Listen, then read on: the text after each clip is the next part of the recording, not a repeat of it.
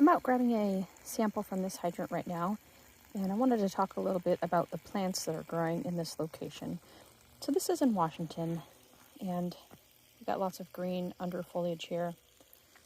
The real bummer is that almost all of this is either an invasive weed or a noxious weed or weed on the list of concern in Washington state. So this first one here, this is Herb Robert. It's actually a purple flower. It looks white on this camera.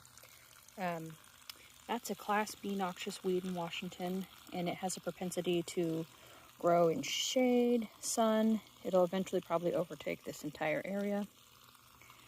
And then right next to that, we've got creeping buttercup, which is here. It's not on the noxious weed list yet for Washington, but it's a weed of concern.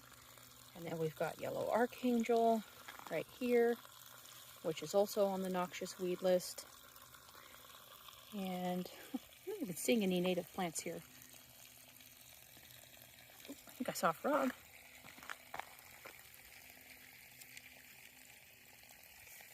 I don't know what that was.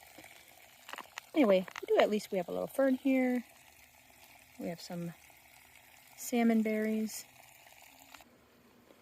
Yeah, but other than a few ferns, and then of course there is some other stuff growing in here, the bulk of this is yellow archangel and the creeping herb robert, excuse me, and creeping buttercup.